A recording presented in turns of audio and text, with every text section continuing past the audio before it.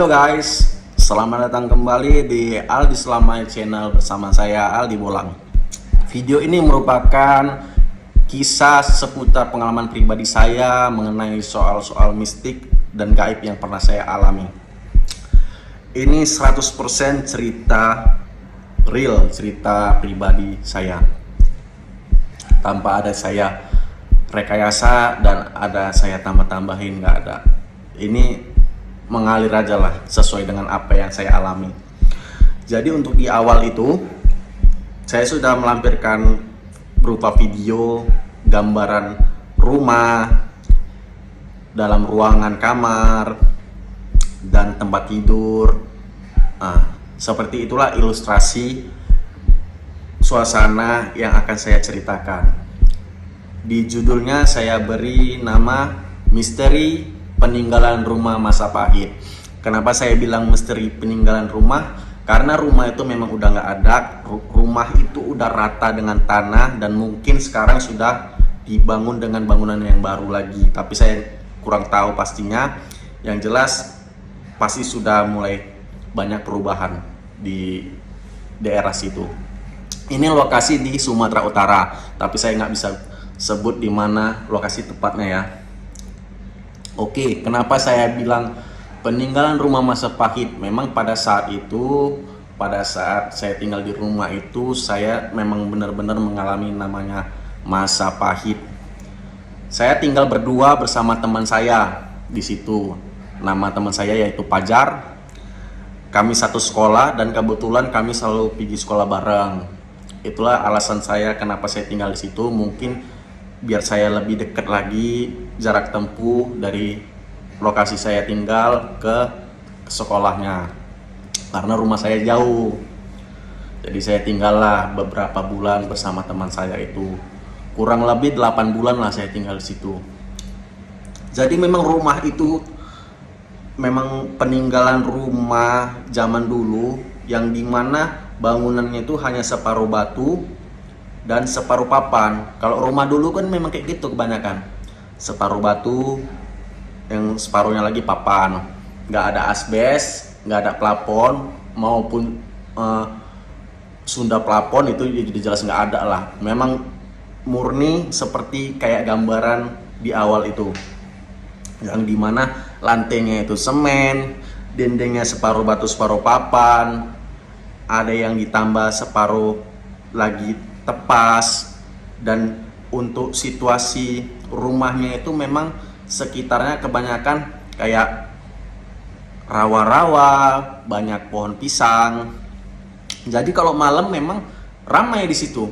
Ramai suara jangkrik, ada suara kodok, ada suara burung, bahkan suara-suara yang lain yang nggak mau didengar ya kan. Jadi singkat ceritanya, dulu saya tinggal berdua di situ bersama teman saya namanya Pajar. Saya manggilnya Bajor. Jadi pada saat kami tinggal di situ, memang rumah itu sama sekali kami nggak tahu pemilik sebelumnya siapa. Rumah itu udah ada, bangunannya itu udah ada dari dulu. Dari pas saya belum lahir pun memang udah ada.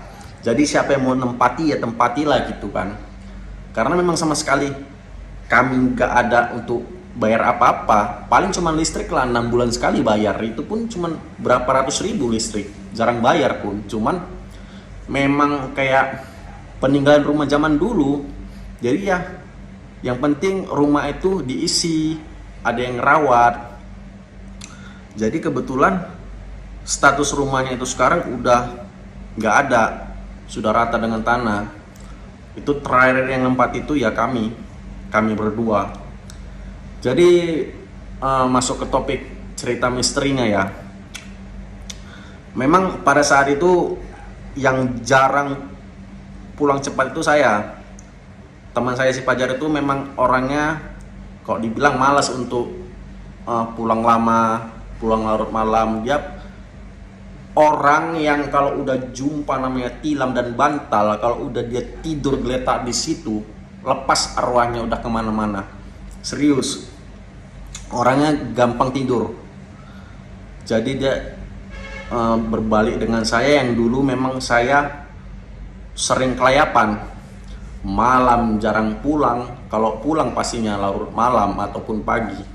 Dan selalu dia yang saya tumbalkan untuk terbangun dan membukakan pintu.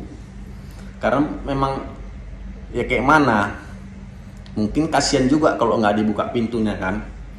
Dia pikirkan nggak ku buka pintu, dia kawan aku, kasihan. Namanya dulu kawan susah, apa-apa ibaratnya kami berdua lah yang merasakan di gubuk derita itulah kami bilang. Kami dulu nyebutnya gubuk derita. Memang bangunannya ya maaf cakapnya ya seperti itulah. Jadi pada saat saya tinggal di situ memang rumah itu jarang namanya sepi, karena rumah yang nempati anak-anak lajang ya kan. Kami kan berdua anak lajang. Jadi kadang kalau sebelum mau tidur itu teman-teman pada datang di situ rame. Jadi pada saat udah pada bubar, pada pulang, disitulah masuk di jam sepinya. Jadi pada saat saya mau ke dapur, ya saya mau mandilah pada saat itu. Ini situasi kamar mandinya kalau saya bilang dia hanya separuh batu, habis itu dikelilingi dengan seng. Dan sengnya itu ya seng yang ada bolong-bolongannya. Kalau kita dekatkan mata kita ke situ, nampaklah jelas. Nah, syukur aja lah kami laki-laki di situ. Tapi di sekitaran atasnya itu memang view-nya itu memang kayak langit. Jadi memang kerennya kalau misalnya kita lihat ke atas di kamar mandi itu udah nampak bintang, bulan. Kalau siang ya langsung nampak matahari, nggak ada atapnya. Jadi kalau misalnya hujan, airnya masuk, ya berasa kayak mandi di shower lah. Merem gini kan, sambil sampoan, macam kayak mandi shower.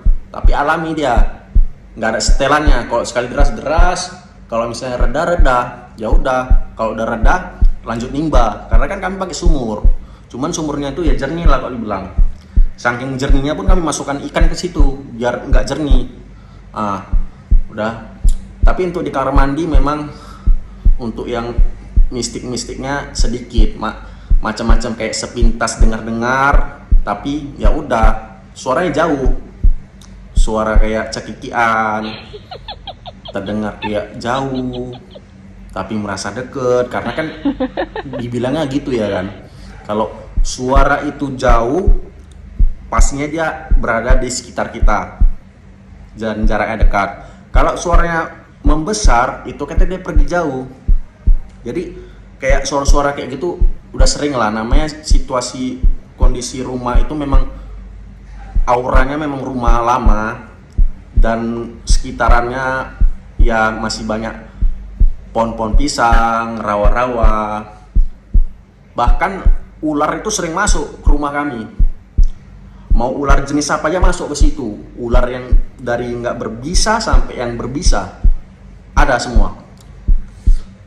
Cuman ini cerita pada saat di kamar. Misterinya ini sebenarnya lebih tepatnya di kamar. Jadi posisinya itu kamar, di dalamnya itu ada kayak pintu rahasia. Di balik pintu itu kayak langsung view-nya itu pemandangannya langsung kayak kita bisa ngelihat pohon pisang, rawa-rawa, kita bisa ngelihat langsung pemandangan air. Karena belakangnya memang ada kayak parit buatan lah gitu kan. Ya di situ kami sering kayak mancing belut, mancing lele, ada aja ikan di situ.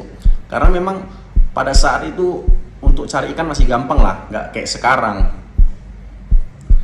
Jadi di kamar itu kami tinggal berdua, dan memang video di awal kan saya kasih tunjuk kayak gambar foto tempat tidur. Tempat tidurnya itu memang model zaman Belanda yang tempat tidur besi. Dan kalau kami angkat itu untuk 3 orang atau 4 orang itu gak bakal terangkat. Harus dia lebih dari 5 orang baru itu tempat tidur terangkat. Sumpah berat kali. Makanya untuk kayak digoyang itu 0% kemungkinan itu bisa goyang. Memang besi-besi dulu, padat-padat. Jadi itulah tempat tidur kami dulu. Jadi di balik kamar kami itu hanya kayak dilapisi tepas lah untuk pemisah antara kamar dan ruangan di belakangnya. Ada dulu kayak ruangan kecil di belakangnya. Dulunya mungkin itu bekas kamar anak. Cuman kamar anak itu memang dia nggak berpintu punya. Di situ memang sering kalau kami tidur kayak ada suara orang lari-lari kecil kok dibilang ya kan, kayak anak-anak kecil lah main-main di situ. Cuman kalau itu nggak kami hiraukan, wajar aja, mungkin namanya itu rumah lama kan, pastinya ada. Jadi kadang kalau tidur gitu kan kayak suara gitu kan, kayak rame aja anak kecil di belakang itu, entah orang itu main futsal atau apa nggak tahu lah ya kan, namanya suka-suka orang itu, namanya masih anak-anak.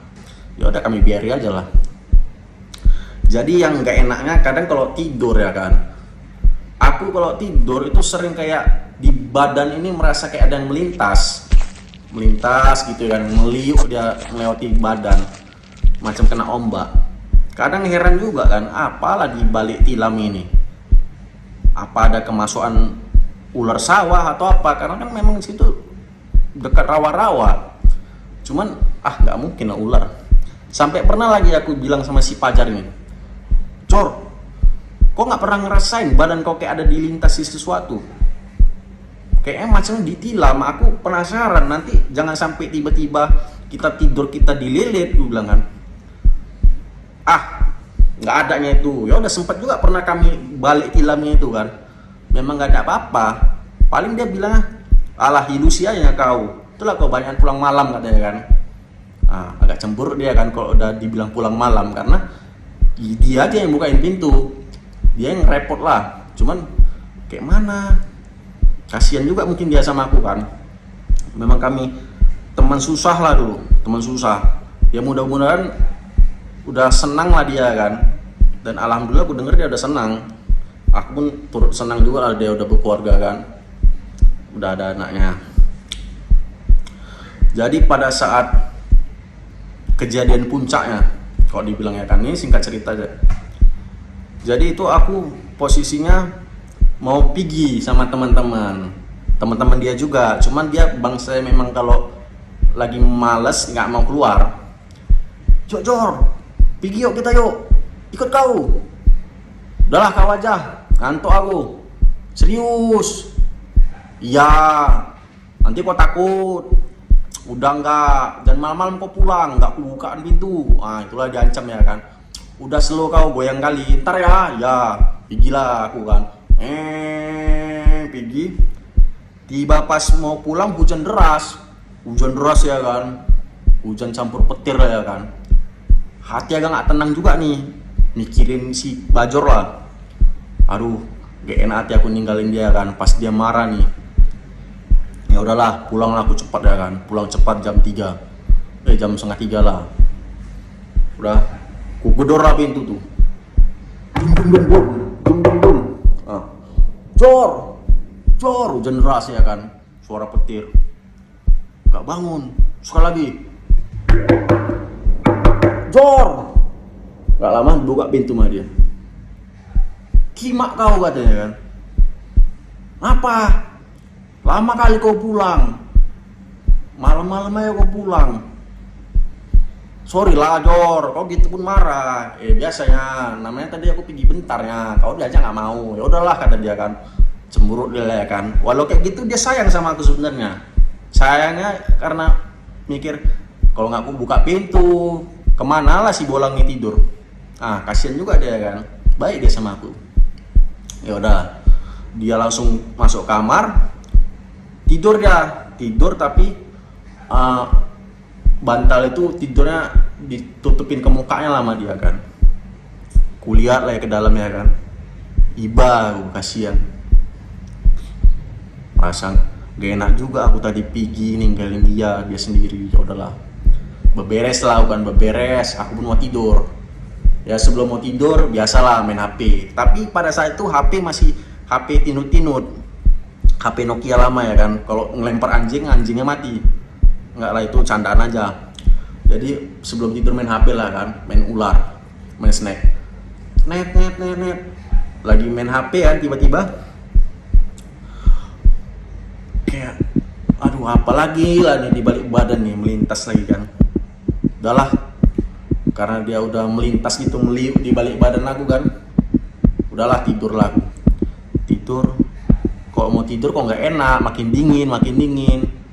Aku kayak berasa kaki aku itu dingin kali, tapi badan aku panas sumuk. Ya udah, jadi karena aku belum bisa tidur, main HP lah ya, aku main HP. Itu di kamar kami kan depannya ada pintu, di balik pintu itu langsung yang rawa-rawa aku bilang tadi. Jadi ini posisi masih hujan. Dari sela-sela pintu itu masuklah asap, dikit aja asap masuk. Lama-lama ke dalam kamar asapnya. Dalam hatiku, siapa lah bakar sampah nih sampai masuk ke dalam asapnya. Tapi nggak ku pikir yang aneh-aneh lah ya kan. Aku mikirnya orang bakar sampah. Tapi kok makin lama kok makin banyak. Terpenuh asap di dalam kamar kan. Aduh, nggak enak hati juga aku nih. Mau berkata aja. Terakhir aku mikir gini kan. Oh iya, ini kan hujan deras. Siapa pula bakar sampah di hujan-hujan kayak gini? Apa bisa apinya hidup kalau hujan? Nggak masuk di akalnya. Kuperhatikan lah asap itu. Seakan-akan dia macam kayak mengumpul di depan aku nih ya, posisinya di depan tempat tidur kami. Lama-lama kayak dia menggumpal.